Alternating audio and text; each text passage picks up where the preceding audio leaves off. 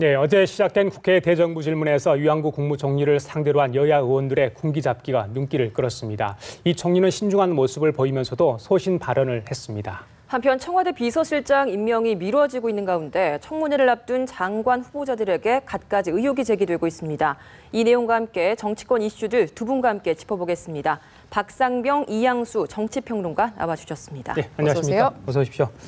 자, 어제 국회 대정부 질문이 있었는데 유한구 국무총리 사실상 국회 데뷔 전 아니었겠습니까? 근데 신중한 모습, 좀 자세를 낮추는 모습 저희들은 그렇게 읽었는데 총리님 어떻게 보셨어요? 저도 그래 봤습니다. 너무 좀 신중해서 할 말을 아끼는 또 할 말을 안 하는 뭐 그런 모습이 조금 답답하긴 했습니다만은 일단 자세를 낮추는 모습은 또 당연한 것이고 유한구 총리는 국회 분위기를 잘 알고 있는 인물이죠. 그렇죠. 집권당 원내대표를 지내기 때문에 여기서 큰 소리 냈다가는 어떻게 되는지를 잘 알았던 것이고 또 그 자리에 과거에 실세 총리를 여기 맡은 이해찬 의원이 나오고 또 여기에 또 이재호 의원이 나온다고 얘기하면 목소리 높일 분위기는 아니죠. 그렇죠. 잘한 것 같고 이제 유한구 총리 입장에서는 그 자리에서 좀 진정성 있게 그동안에 좀 인사청문회 과정에서 상처가 많지 않았습니까? 진정성 있게 다가서면서 오히려 그런 것들을 통해 가지고 특히 야당한테 협조를 좀 구하면서 아주 야당의 목소리에 귀를 기울이는 이런 모습은 제가 볼 때는 정무 감각이 있는 총리로서 이제는 적당한 행보라고 봅니다. 조금 답답할 정도로 할 만한 해야 될 텐데 참고하겠습니다. 알겠습니다. 잘 살펴보겠습니다라고 조금 좀 아쉬웠던 때문입니다. 자, 이 평론가님. 청문회 트라우마가 약간 남아있을까요? 의원들 앞에 서는 게 어떻게 보세요? 아무래도 뭐 의원들한테 혼쭐이 났었잖아요. 그래서 아무래도 이제 또 대정부 질문이 지금 이 유한구 총리가 사실은 21일 정도에 걸친 3주에 걸친 어떤 송곳 검증을 거쳐서 여러 가지 논란들이 있었고 많은 이야기거리가 있었기 때문에 대정부 질문은 과연 어떻게 할까 또 언론과 국민들의 관심이 좀 집중되는 상황이었거든요. 맞습니다. 그래서 이제 이해찬 총리나 뭐 그다음에 이재호 의원 같은 거물급들이 질의자로 나섰고 원래 보통 초재선들이 하지 않습니까? 거물급들이 나섰고 유한구 우리 총리도 이제 아주 준비를 단단히 온 것 같아요. 뭐 발언들이 아주 뭐 사전에 연습을 한 것처럼 거의 뭐 정답에 가깝게 조심조심해서 한 것 같습니다. 지금 말씀하시는 것처럼 이례적인 라인업이 눈에 띄었거든요. 이렇게 이제 중진 의원들이 대정부 질문회까지 참석한 이유는 어디에 있었을까요? 보통 이제 초선 재선들이 많이 나오는데 이제 재선의 문제가 아니고 보통 이런 경우에는 저격수 또는 아주 그 강한 토를 낼 수 있는 인물들 많이 나옵니다. 전략적으로 그렇게 하는 거거든요. 특히 정치는 더 그렇습니다. 따져볼 만한 게 제일 많잖아요. 근데 어제는 이재호 당내 친이계의 차장교이고 또 최다선의 그렇습니다. 이해찬 전 총리잖아요. 전 친노의 사실은 또 뭐 원로급이죠. 두 분이 양쪽으로 나왔어요. 왜 그랬을까? 이거는 물론 다른 초재선도 있긴 합니다만은 특히 야당 같은 경우에는 무슨 생각이냐면은 이번에 유한구 총리는 일종의 데뷔전 아닙니까? 데뷔전에서 야당으로서는 무게 있는 대표 주자를 내세워서 그 전체적으로 질의하고 발언에 힘을 실어주는 겁니다. 그런 전략이 제일 컸습니다. 거기다가 전직 총리를 지냈기 때문에 전직 총리가 그것도 충청도 출신 총리가 현직 총리에게 던지는 메시지 무겁잖아요. 초선 의원이 질문한 것보다 훨씬 더 낫죠. 그런 전략이 있는 것이고 이재호 의원은 아마 자청해서 개헌론에 불씨를 붙이기 위해서 나온 거예요. 작정하고? 그럼요. 내가 꼭 하겠다. 그런데 당시도 뭐가 당신 안 됩니다. 이럴 수 없잖아요. 나와서 이런 기회에 개헌론에 불씨를 붙이지 않으면 다른 데서는 말이 안 먹히니까 제일 좋은 공간을 활용하기 위해서 이재호 의원은 자청해서 개헌론을 위해서 나온 겁니다. 그래요. 자, 어제 개헌 얘기 나왔는데 유한구 총리는 개헌보다 경제다. 대통령과 같은 입장이다. 이렇게 답변을 했습니다. 어떻게 보셨어요? 네, 총리는 뭐 당연히 대통령하고 같은 목소리를 내야지 뭐 이제 각 부처 통괄이 잘 되겠죠. 그렇게 했는데 지금 보통 좀 전에 말씀하셨지만 대정부 질문할 때 두 가지 전략을 씁니다. 야당의 경우에는 첫째는 이렇게 이제 중진 의원들을 내세워서 아주 중압감 있게 강력하게 공격을 하는 방법이 하나 있고 초선 의원들을 내보내서 욕보이기, 망신 주기가 있거든요. 근데 이번에 이제 뭐 분기잡기, 중압감을 좀 주는 분기잡기가 된 것 같고 저는 이해찬 전 총리께서 질문자로 나온 것이 그동안 이제 대선에 패배한 어떤 그 친노들의 책임론에 의해서 좀 계속 좀 조용히 계셨었잖아요. 네. 그래서 뭐 여러 가지 뭐 와병설까지 뭐 돌기도 했을 정도였었는데 그럼에도 불구하고 그런데 이번에 이제 나오신 거 보면은 예. 이제 문재인 당 대표를 중심해서 친노들이 본격적으로 이제 행보를 하지 않겠나. 예, 이런 그런 신호로 해석할 수 있다. 이해찬 총리가 전면에 나선 건 아마 그런 신호로. 뭐 총리가 이제 장수가 나서면 이제 뒤에 있는 이제 그 졸병들이 쫙 또 나오게 되어 있는 거니까 예. 그 군사들이 나오게 돼 있죠. 장수가 나오면 그렇게 돼 있는 것 같고요. 예. 그 개헌보다 경제라고 하는 것은 자 이번 어떤 그 박근혜 대통령이 3년 차에 국정 동력을 계속 가져가야 되는 상황에서 자칫 개헌 논의가 벌어지면은 경제 활성화라든가 경제 관련 법안이라든가 이런 것들이 전부 다 블랙홀처럼 빨려 들어갈 것이다라는 얘기를 몇 차례 하셨죠. 네. 예. 총리는 뭐 당연히 그거에 맞출 수밖에 없는 상황 아니냐 생각됩니다. 박사님 개헌론이 뭐 올 초 계속 진행 상황 아니겠습니까? 근데 결국 이렇게 가다가는 또 이번 정권에서도 되지 않을까, 실패할 거다. 뭐 이런 이야기 많아요. 예. 아마 우리 이한구 평론가는 제 얘기에 동의하지 않으실 겁니다. 근데 저는 개헌을 해야 됩니다. 그러면 경제 블랙홀 어떡합니까? 그것도 솔직히 걱정입니다. 예. 이게 어떻게 합니까? 그래서 저는 대안이 둘 다 하죠 뭐. 이게 이 개헌 문제는요. 봐보세요. 박근혜 정부 집권 3년 차에 올해밖에 타이밍이 없습니다. 5년 가운데 1년, 2년 골격 세우고 4년, 5년 허비하고 1년밖에 이런 식으로 계속 가가지고 우리 정치 발전 안 됩니다. 나라 국정을 이렇게 하면 안 되는 겁니다. 그래서 이번 기회에 권력 다른 거는 몰라도 개헌의 범위를 넓히는 것이 아니라 적어도 이를테면 권력 구조 문제라고 원포인트가 아니라도 이번 논의를 해야 됩니다. 이제 워낙 주제가 크기 때문에 또 이슈가 이해가기 크기 때문에 블랙홀 측면이 있습니다만 그거는 그거대로 하고 박 대통령의 정부의 경제사를 같이 병행하면서 차기 대통령은 뭐 임기를 좀 조정을 해서 4년제 중임을 하든 또는 뭐副권형을 하든 논의를 하는 것이 옳다고 봐요. 지금 말하면 내년 총선 지나버리면요 정말 못합니다. 총선 지나면 대선 주자가 나오거든요. 대선 주자가 할까요? 못합니다. 하라고 하기도 어렵습니다. 지금의 타이밍인데 그러니까 저는 이재호 의원 얘기 옳다고 봅니다. 또 하나 답변은 유한구 총리 답변이 맞다고 봐요. 그래서 두 양쪽이 만나가지고 둘 다 같이 하자. 너무 지나치게 블랙홀을 하지 않도록 권력 구조만 논하자. 언제까지. 그다음에 경제 살리기 문제는 A, B, C, D 법안은 총력적으로 밀어준다. 그 정도 되면 될 수가 있는 거거든요. 이거냐 저거냐 싸움 하다 보니까 이러지도 저러지도 못하는 건데 저는 둘 다 했으면 좋겠다 하는데 우리 이 교수님은 어떨지 모르겠어요. 개헌 논의는 뭐 터널의 끝이 보이지 않는 것 같아요. 그래서 그렇게 되면 얘기가 답이 안 되는 거거든요. 그래요. 그리고 어제 나온 얘기 중에 또 재밌던 게 이제 이한구 총리에게 그 내년 총선 불출마 선언할 거냐 이해찬 의원이 그렇게 물어보지 않았습니까? 그랬더니 적절한 시점에 입장을 밝힐 거다 했는데 지금 내각에 입각한 다른 새누리당 의원들 있지 않습니까? 그분들한테도 뭐 똑같은 질문으로 받아들이면 되겠죠? 그렇습니다. 특히 이제 총리는 중요한 거죠. 총리는 봐보세요. 지금 실세 총리를 지향하고 있습니다. 또 그렇게 돼야 됩니다. 대통령이 일일이 만기 침남할 수 사실 없는 거죠. 또 대통령이 내각에 힘을 실어준다고 얘기했으면 총리한테 힘을 실어줘야 돼요. 그런데 자 대한민국의 정부 부처에 계시는 공무원 여러분 저는 내년 1월 13일까지만 근무하겠습니다. 그걸 말하면 공무원들이 말 듣겠습니까? 제가 공무원이라 말 안 듣습니다. 진짜 복지보도 하는 겁니다. 그러면 이완구 총리도 안 좋아지고 박근혜 정부도 안 좋아지고 공무원들도 안 좋아지고 국민도 안 좋아지고 그렇게 하지 말고 저는 박근혜 대통령과 임기를 같이 하겠다. 대통령이 자르지만 않는다면은 그럴 경우에는 군기가 서는 거죠. 일테면 공직 기강이 서는 겁니다. 그런 선언을 하는 것이 오히려 정부한테 보이는 건 좋기 때문에 어제 이해찬 의원이 물어본 겁니다. 근데 답변도 긍정적으로 했어요.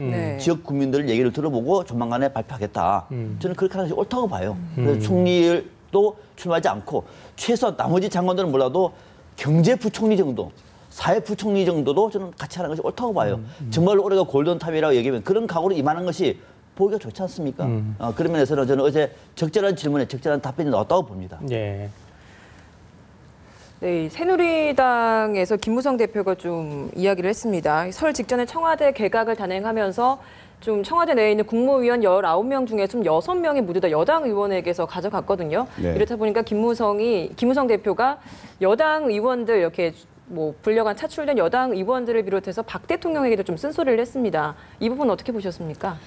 사실 당대표로서는 뭐 쓴소리라기보다는 절박함의 표현이겠죠. 왜냐하면 지금 수도권을 중심으로 해서 뭐 거의 전국적으로 여당이 상당히 지지율이 낮아지고 있는 편이잖아요. 지금 새정치민주연합 야당은 지금 계속 상향세를 타고 있고 여당은 좀 하향세를 타고 대통령 지지율도 좀 하향했다가 조금 올랐지만 아직도 좀 주춤하고 있는 상황이고 내년 총선을 당대표가 책임지고 이제 선거를 치러야 되는데 도대체 어떤 승리의 어떤 그런 기운들이 잘 느껴지지 않는다. 그래서 아마 고심이 굉장히 많을 거예요. 그래서 이제 좀 어떤 주요한 그다음 뭐 다선 의원들 중심으로 해서 자꾸 뽑아가니까 이제 좀 그만해 주셨으면 하는 생각이 있는 거고. 그다음에 그 이번에 차출된 그 의원들 그 지금 요번에 한 분들과 저번에 하시면은 지금 18명 중에 6분이 지금 그 의원들이잖아요. 이 6명의 의원들이 성과를 얼마나 내주느냐에 따라서 내년 총선 성적표가 또 갈림길이 또 생깁니다. 그래서 김무성 대표로서는 성과를 반드시 좀 내달라. 그래야 우리 당이 산다. 이런 절박함의 표현인 것 같습니다. 또 어제 또 그런가 하면 이제 국회에서 당정청 정책조정협의회도 열리지 않았습니까? 일단 당정청 간의 소통을 강화하겠다 이게 주된 이야기였는데 이 당의 역할을 좀 강화하자 이런 데 공감대를 형성한 것 같습니다. 당연하죠. 이 당의 역할이 좀 중심이 되는 쪽으로 나아가는 건지 어떻게 보십니까? 그 맞습니다. 당이 중심이 돼야 됩니다. 점점점 왜? 내년 총선이 있잖아요. 국민은 이제 점점점 박근혜 정부에 대해서만큼 신뢰를 많이 하지 않습니다. 점점점 갈수록. 왜냐하면 선거 때가 되면은요, 정부에 대한 평가도 중요한 유남자는 김무성 대표의 새누리당이 어떤 스탠스를 하느냐가 굉장히 중요한 거거든요. 정부는 잘못하고 있는데 집권당이 정부를 강하게 비판한다. 국민들이 그것도 좋아합니다. 박근혜 대통령 때도 그때 비대위가 그렇게 하지 않았습니까? 이명박 정부를 비판하는. 그러면 이제 맞는 것이고 또 그렇다 그래서 정부가 아주 못해버리면 이것도 또 정부에 대한 일종의 중간 평가가 돼버려요. 그러니까 지금 상황에서는 워낙 청와대와 정부가 앞장서고 있잖아요. 당은 따라가고 있잖아요. 그래서 이제 이번 기회에는 당정청 협의회에서 당이 목소리를 낸다? 균형을 잡는 거거든요. 저는 바람직한 방향이라고 봅니다. 그래요. 자, 그리고 이 질문은 우리 청와대에 계셨던 이 분들께 여쭤봐야 될 것 같은데 비서실장. 현재 사실상 공석 상태가 됐습니다. 이게 지금 며칠째 되고 있는 상황인데 뭐 출근도 하지 않고 있는 상황 아니겠습니까? 방금 저희 리포트에서 보셨겠지만 여러 가지 사정이 있다고 하는데 과연 김비춘 비서실장만 한 인물이 없기 때문에 그럴까요? 뭐가 좀 이렇게 고민스러울까요?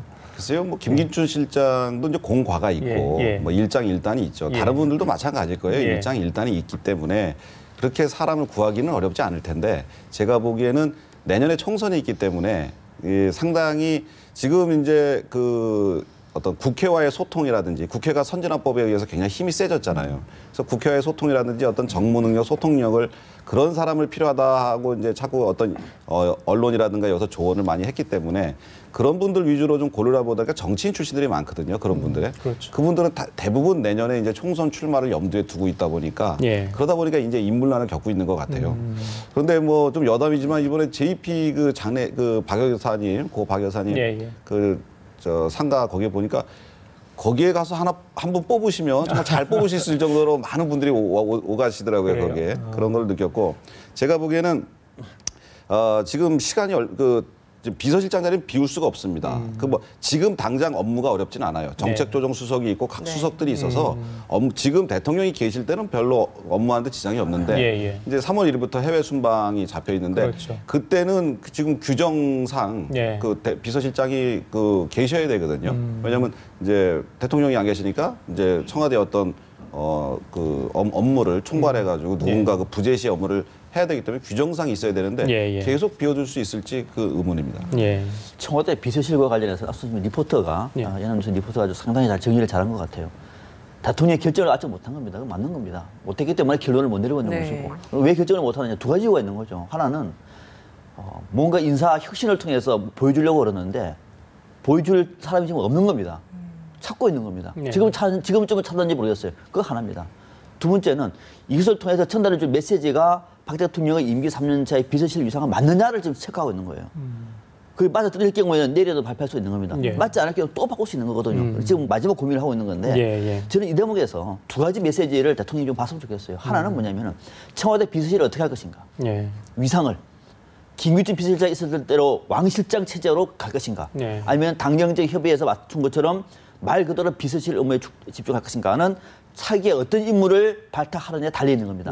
그거 하나하고. 두 번째는 인사는 구체적인 사람을 통해서 대통령의 의중, 인사권자의 의중을 보여주고 있는 겁니다. 그게 인사정치의 철학입니다. 어떤 인물을 보여주느냐에 따라서 박 대통령께서는 이제 앞으로 어떤 소통을 해나가겠네. 국정과제 속에서 어떤 문제에 집중을 하겠네. 또 앞으로 국정을 개혁 위주로 가겠네 또는 안정 위주로 가겠네 또는 관리 위주로 가겠네를 알 수 있는 대목이거든요. 이거는 청와대에서는 아니라고 얘기하더라도 국민은 또는 언론은 그렇게 볼 겁니다. 거기에 맞춤형 인물을 찾아야 됩니다. 그래서 이제는 이완구 총리를 통해서 다소 실추됐던 인적 쇄신의 메시지가 차기 비서실장을 통해서 비서실장의 비중이 워낙 크지 않았습니까? 지금 모든 관심이 그렇게 집중되어 있으니까 그걸 통해서 대통령이 이런 메시지입니다를 보여줘서 만약에 국민과 공감을 하면은 박근혜 정부 집권 3년 차는 나름대로 힘있게 시작할 수 있습니다. 그렇지 않을 경우에는 이거 뭐지? 또 그렇게 될 수가 있는 거예요. 그게 아니라 아무리 말을 해본들 안 되는 겁니다. 그러다 보니까 대통령이 고민이 굉장히 많은 거예요. 그 두 가지가 충족된다고 얘기하면은 당장 내일이라도 발표할 수 있고 국민들은 박 대통령을 집권 3년째 기대하는 바가 있을 것이다. 그렇지 않으면은 상당한 아마 또 후유증에 시달릴 것이다. 저는 조금 생각이 다른데요. 맞습니다. 사실 그 총리라든가 내각을 할 때는 지금 이제 우리 박선병 그 평론가님 말씀이 아주 적절하신 것 같아요. 그런데 사실 과거 비서실장 중에 우리가 기억나는 분들을 한번 더듬어 보면 그렇게 어떤 이미지라든지 대국민 메시지라든지 이런 것에 입각한 분들은 아니었거든요. 사실 그 비서실장은 제일 높은 비서예요, 비서 중에. 대통령과 사실은 공식적, 비공식적으로 편안하게 좀 얘기할 수 있고, 그 다음에 대통령이 어떤 청와대 관리를 좀 다 할 수 없으니까 비서실장이 좀 대신해서 좀 해줄 수 있는 그런 인물이면 되는데, 과거에도 역대에도 비서실장을 해서 뭐 대단한 인물이 있었던 건 아니었었거든요. 그렇게 기억하고 있는데, 지금 이번에 지금 굉장히 지금 비서실장 인선에 대해서 모든 어떤 전 국민들의 관심이 집중되고 있는 이유는 사실 김기춘 실장 때문에 그랬던 것 같아요. 워낙에 대통령이 뭐 높이 평가하시고 그다음에 왕 실장이라는 얘기를 들으면서 업무 전반을 통과를 하고 그리고 이제 당청 관계도 좀 주도적 입장에서 하고 보니까 그럼 후임자도 굉장히 중요하겠다 이런 생각 때문에 그런 것 같은데 사실은 제가 보기에 지금 이제 내년 총선 앞두고 힘의 균형추가 점점 당 쪽으로 올 거고요. 그러면 지금 당정청 그 정책 협의회에서 많은 일들이 이루어질 거고 고위 당정 협의회에서 많은 일들이 이루어질 거란 말이죠. 그러면 사실 비서실장 한 분의 어떤 그 역량이나 어떤 메시지나 이미지나 이런 것들이 크게 작동할 그 가능성이 좀 적고 거기다가 또 더군다나 정책조정수석이라는 걸 이번에 만들었기 때문에 그 정책 부분을 상당히 정책조정수석이 할 거예요. 그렇다면 일반적인 관리라든지 뭐 이런 것들 위주로 할 거기 때문에 지나친 기대를 하지 않는 것이 오히려 낫지 않나 싶습니다. 그런데 최근에 이렇게 비서실장의 국민적 관심이 모아진 적은 없었던 것 같아요. 예전에 이제 문건 유출 사건이나 이렇게 청와대에 관심이 집중되다 보니까 과연 누가 되는 거에 대해서 이제 최신 카드 좀 적당한 인물이 좀 나와주길 바라는 국민의 기대가 있기 때문에 더 관심을 갖고 있는 거 아닌가 저는 그렇게 생각해요. 맞습니다. 이양수 평론가님 말씀하신 그 논리적으로는 얘기 맞습니다. 비서실장은 비서실장이죠. 그런데 그럼 역대 정부에서 비서실장에 대한 관심이 이렇게 많았을 때가 있었습니까? 없었잖아요. 이렇게 관심이 많습니다. 또 청와대에서 비서실장보다 더 높은 사람이 3명이나 있는 그런 거 봤습니까? 더 높다고 얘기하는 높은지 아닌지 모르겠습니다만 일각에서 말하는 이런 상황 속에서 그나마 잘 됐다고 얘기하면은 비서실장 누가 와도 대통령 마음에 들면 괜찮습니다만 청와대에서 얼마나 일들이 많았습니까? 얼마나 일들이 많았습니까? 그런데도 불구하고 이제 와서 청와대 비서실장은 비서실장에 제일 높은 사람이 불과하다. 그렇게 말하면은 지금 청와대 분위기를 반영 못하고 있는 건 좀 취지는 알겠습니다만 그래서 이 많은 관심사 속에서 박 대통령이 청와대의 그런 문제를 해결할 수 있는 인물이 국무총리입니까? 비서실장 통해서 푸는 거예요. 청와대에서 많은 국민들의 의혹이 있습니다. 누구를 통해서 풉니까? 정책조정협의회를 통해서 풉니까? 그게 아니잖아요. 그러니까 비서실장을 푸니까 지금 상황 속에서 그런 국민들의 바람, 국민들의 우려를 불식할 수 있는 소통의 메신저가 비서실장에 모아지고 있기 때문에 비서실장에 대해서 어떤 분이가 관심을 갖고 있는 것이지 비서실장의 역할이 엄청 크기 때문에 관심을 갖고 있는 것은 아니옵니다. 알겠습니다. 자, 그리고 지난 2.17 개각 때 뭐 부분 개각이 이루어졌지 않았습니까? 4개 부처 장관들 다음 달 초에 이제 인사청문회가 예정이 돼 있는데 제 기억에 과연 국민들 인사청문회 보면서 고개를 끄덕끄덕했던 게 언젠가 싶은데 이제 절레절레 고개를 흔드는 상황이 많이 연출되지 않았습니까? 벌써 이제 의혹이 벌써 야당 쪽으로부터 제기가 되고 있어요. 다들 통과할 것으로 보세요? 박사님 먼저. 인사청문회 장관은요 표일하지 않습니다. 그렇죠. 새누리당에서 밀고 가면 가는 거죠. 가는 거고 제가 볼 때는 지금 장관 4명 아직까지 넣은 거 지금 통일부 장관 후보자 같은 경우에는 논문 표절 문제가 좀 나오고 있는 것 같아요. 역대 안 나왔던 기회가 없습니다. 그리고 이완구 총리 후보자 인사청문회 봐보세요. 통과되잖아요. 정말로 문제가 많아. 정말로 문제가 많다. 국민들 다수가 반대하더라도 통과되잖아요. 그런데 장관 후보자가 그 정도 그 수준에 되는 건 비리가 없었는데도 불구하고 만약에 A 장관이면 안 됩니다. 이렇게 말하기도 상황상 쉽지가 않은 거죠. 네. 저는 오히려 지금 대법관 후보자의 오히려 문제점이 있다고 봐요. 박상욱 대법관 후보자. 그래서 아마 야당에서도 장관 후보자보다는 대법관 후보자는 반드시 안 된다라고 생각을 확실히 갖고 있는 것 같고 이 대목을 새누리당에서는 어떻게 판단할지 또 지금 양승태 대법원장이 이 문제를 결단을 내려야 할 상황이거든요. 처리를 할지 안 할지. 그래서 전체적으로 볼 때는 대법관 문제는 야당도 반드시 안 된다는 생각을 갖고 있고 나머지 장관 후보자에 대해서만큼은 이번에 아직까지 지금까지 큰 어떤 그 비리 혐의가 드러나지 않는 한 낙마라고 하는 말까지는 안 나오고 있는 걸로 그렇게 지금 전해듣고 있습니다. 그래요. 네, 그런가 하면 좀 야당 이야기를 좀 이번에 해보겠습니다. 새정치민주연 문재인 대표가 수석 사무부총장 그리고 전략기획위원장을 친노계 인사를 임명을 했습니다. 네. 그동안 좀 탕평 인사를 하겠다 이렇게 얘기를 했는데 다시 친노계를 임명을 하다 보니 좀 말이 많이 나오고 있거든요. 이 점 어떻게 보십니까? 그 문재인 당대표께서 그 지난 그 전당대회 때 하신 말씀이 있어요. 그 워딩이 정확한 워딩이 뭐냐면 친노가 정치 계파로 존재한다면 해체할 사람은 저뿐입니다. 네, 맞습니다. 네. 친노 비노 논란을 끝낼 수 있는 사람 저 문재인입니다. 이런 얘기를 하셨거든요. 그렇다 그러면 친노 비노 이야기가 안 나올 수 있도록 그렇게 이제 인사를 하셨어야 되는데 지금 이제 김경협 그 친노죠. 그 과거 이제 노무현 정권 때 비서관을 역임했던 분을 지금 이제 수석 사무부총장에 앉히셨어요. 진성준 의원이 전략기획위원장에 앉히셨고요. 그다음에 양승조 의원이 친노 계열이 아니다라고 얘기하시는데 사실 과거에 뭐 손학규 계열이다 그러셨는데 손학규 지금 전 의원님은 지금 저 밑에 흙집에 가 계시기 때문에 사실 이해찬 의원하고 되게 가깝고 범친노로 묶여 있는 분이거든요. 그러면 사무총장, 수석부총장, 전략기획위원장을 다 친노로 앉혔어요. 자 여기에 이제 조직부총장 있지 않습니까? 여기만 친노로 이제 앉히면 지금 물망에 오르고 있는 분들도 원외 지구당 위원장 중에 친노 계열이라고 그래요. 근데 거기만 딱 네 분만 앉히면 어떤 일이 벌어냐면 내년 공천은 다 할 수 있습니다. 당대표께서. 자, 이러기 때문에 친노가 아닌 비노 계열의 의원들은 상당히 긴장하고 있고 불만을 터뜨릴 수밖에 없는 상황이 된 거죠. 주승용 최고위원은 뭐 당회에 불참하겠다 이렇게까지 이야기를 했는데 좀 반발이 있어 보입니다. 네, 그렇죠. 지금 이제 저는 뭐 나도 이해가 되는 측면이 지금 문재인 대표 입장에서는 탕평 인사를 하기가 쉽지가 않습니다. 자신이 책임을 지고 내년 총선을 돌파하기 위해서 자신과 의중이 맞는 인사들을 당에 배치시키는 것은 당연한 것입니다. 김무성 대표도 당연한 것이죠. 근데 친노는 안 된다 얘기하니까 친노 빼고 누구를 하죠 그러면? 핵심 자리에? 네. 저는 그래서 이 자체를 가지고 저는 친노 배치라고 탓하고 싶지 않아요. 친노 배치 하세요. 다 하고 하시고 난 다음에 여기서 어떤 결과를 만들어내냐가 중요한 거예요. 4월에 보궐선거 있습니다. 친노 후보자를 배출한다? 그러니까 이때부터 무너지는 겁니다. 반대로 잘했습니다. 하고 난 다음에 내년 총선을 앞두고 친노 인사가 대부분 공천을 받았습니다. 너나 나 옛날에 얼마 전에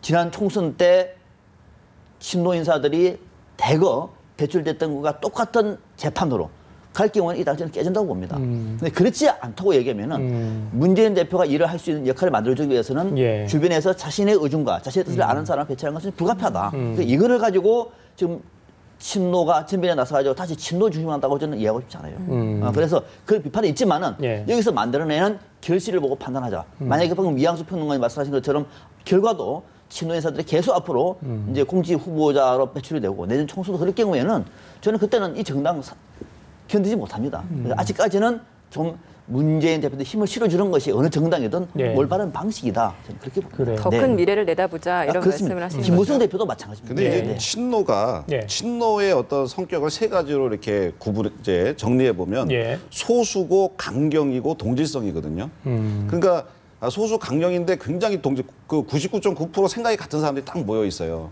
이분들이 공천이든 아니면 당의 진로나 방향을 결정할 때 과연 우리 박성명 평론가님께서 말씀하신 대로 그런 식으로 탕평 인사로 공천을 할 수 한다든지 그렇게 바람직한 방향으로 가져가겠느냐. 과거 여러 사례에서 그렇지 않은 방향으로 해왔기 때문에 지금 친노 패권주의를 자꾸 사람들이 지적을 하고 그다음에 스스로도 뭐 패족했어야 된다고 얘기를 했었잖아요.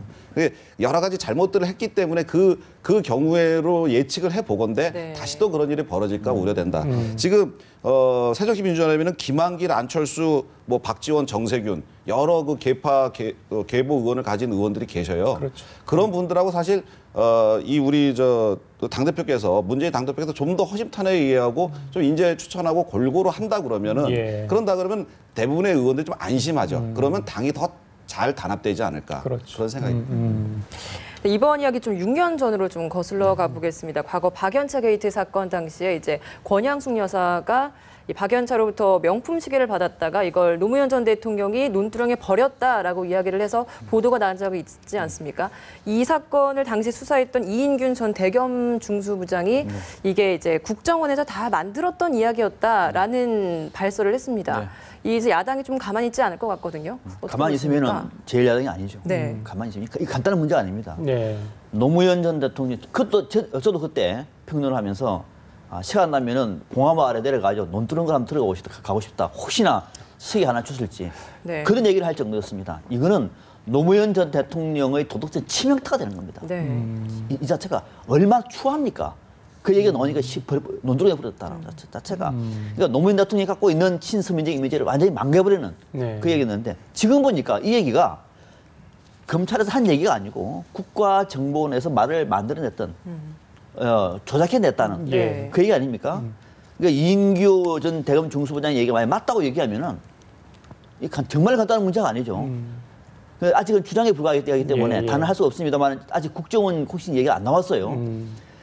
이거는 만약에 국정원이 정말 이렇게 했다고 얘기하면은 노무현 전 대통령의 스스로 목숨을 끝으로 나가서 이 압박했던 거는 국정원인 겁니다. 이 책임을 누가 져야 됩니까? 이거는 이명박 전 대통령이 질 수밖에 없는 대목이죠. 간단한 문제 아니기 때문에 아마 야당에서도 좀 상황 추이를 지켜보고 있는 것 같아요. 저는 국정조사든 뭐든 해가지고 진실을 밝혀서 그 당시에 누가 어떤 방식으로 이 조작을 해냈는지 그리고 또 봐보세요. 그때 언론사가 동원돼가지고 매일매일 검찰 브리핑을 다 보도하지 않았습니까? 그런 수사 본 적이 있습니까? 그러니까 이것을 갖다가 뭐 과거의 일이니까 그냥 넘어갑시다라고 할 수는 없는 것 같아요. 야당 같은 경우는 절대로 그냥 넘어가지 않을 겁니다. 그리고 일 자체도 상당히 심각한 문제고 국가정보 이인규 전 대검 중수부장도 이것은 그냥 그 빨대를 꽂은 것이 아니라 공작 수준이라고 얘기를 했어요. 국가정보원이 전 대통령 수사에 공작을 했다? 있을 수 없는 일이죠. 반드시 진실을 밝혀야 됩니다. 사실 그 이인규 이제 전 중수부장 그 당시에 이제 그 망신주기 수사를 직접 지휘했다는 이유로 굉장히 비난을 많이 받았었죠. 뭐 야권뿐만 아니라 여권에서도 어떻게 전직 대통령 그렇게까지 할 수 있느냐, 그렇게까지 몰아세울 수 있느냐 해서 그래 결국에 이제 그 수사 끝나고 옷을 벗고 변호사로 돼서 지금까지 별 크게 빛을 못 보고 있었던 차에 이번에 이제 모 언론 매체와의 이제 보도로 이게 나왔는데 전 정말 궁금한 게 그때 당시에 국정원의 어떤 공작이나 국정원이 뭐 논두렁이란 말을 넣어서 이렇게 조작을 했다 그러면 그때 사건 수사의 총책임자로서 아니다라고 바로 잡아줄 수 있었을 것 같거든요. 그 사실은 그때는 아무 말을 안 하고서 지금 상당한 시일이 지난 이때 와서 왜 이제 와서 얘기했는지도 궁금하고 그래서 이제 기자가 자세한 얘기를 그럼 어떻게 그럼 그렇게 된 거냐 단지 뭐 이건 원세훈 국정원장 짓이다라고 이렇게 얘기를 하시는데 도대체 그 왜 그러시냐라고 좀 자세한 경위를 물으면 그건 내가 차차 밝히겠다라고 얘기를 하고 계세요. 그래서 제가 보기엔 이제 아직까지 확인이 좀 필요한 것 같고 지금 우윤근 원내대표는 아직 우리 박선명 평론가님 말씀대로 이게 만약에 뭐 국정원에서 조직적으로 이런 것들을 전개했다 그러면 당연히 이것은 어마어마한 문제죠. 그래서 정보위하고 법사위 뭐 야당에서 제일 야당에서 이제 요구하면 당연히 소집되겠죠. 정보위와 법사위에서 진행 상황을 보면서 저는 이인규 그 중수부장의 생각을 정말 알고 싶습니다. 어떤 의도가 담겨 있는지. 사실관계에 또 둘러싸면 고소 고발 이게 또 난무하지 않을까 걱정이 좀 되는 부분이 있습니다. 자 마지막으로요. 오늘 오전에 이제 국회 외통위원장 선거가 있었죠. 그러니까 나경원 의원이 정두원 의원을 물리치고 예상외로 큰 표차로 이겼어요. 헌정사상 첫 외통위원장이 된 건데 의미가 있죠? 의미였습니다. 여성으로서 또 나경원 의원 같은 경우에는 외교 무대에도 좀 어울릴 수 있을 정도의 영향을 갖고 있는 물론 뭐 정두원 의원도 예외는 아닙니다만 여성이라고 하는 건 강점이 있는 것 같아요. 또 대한민국 여성 대통령으로서 국회에서도 외통위원장의 첫 여성 나름대로 저는 의미가 있다고 봅니다. 그리고 정두원 의원이 아직은 이 국회나 당의 전면에 나서기에는 좀 시기적으로 조금 이른 것 같아요. 저는 정두원 의원은 굉장히 좀 높게 평가합니다. 이번 사건을 보면서도 새누리당 안에서 정말로 엄청난 차선을 갖고 있는 인물이라는 걸 아는데 예. 아직은 당에서 뭐 위원장이라든지 체면에 나서기는 좀 시기상조가 아니었느냐라고 하는 것이 새누리당 의원들의 판단이었던 것 같아요. 그래서 밀렸는데 뭐 이참에 나경원 의원이 외통위원장으로서 여성이 위원장 되니까 정말로 잘하는구나. 더더욱 외교 무대에서 박근혜 대통령과 함께 더 빛을 내주면은 더 의미가 있는 거죠. 나경원 의원한테도 상당히 기회가 될 것 같아요. 나름대로 새누리당에서는 적절한 판단을 했다고 봅니다. 네. 마지막 한 말씀. 저 두 분이 이제 상당히 인연이 깊죠. 17대에 같이 의원이 그렇죠. 되셨고요. 예, 그래서 17대, 18대 똑같이 삼선 의원이셨는데 그 18대 때는 두 분이 동시에 최고위원을 하기도 하셨어요. 그리고 푸른 모임이라고 이제 중도개혁 의원들의 모임에서 상당히 열심히 활동을 하셨던 분이고 새누리당에서는 상당히 이제 앞으로 좀 비전이 있는 그리고 둘 다 아주 전략통이면서도 뭐 대인관계도 넓고 뭐 대선 때마다 사실 전면에 나서고 지방선거에서도 이제 광역 시도지사로 항상 이렇게 거론되는 그런 사람들이기 때문에 앞으로 뭐 기대가 됩니다. 그래요. 알겠습니다. 자, 지금까지 박상병, 이양수 정치평론가였습니다. 오늘 두 분 감사합니다. 고맙습니다. 네.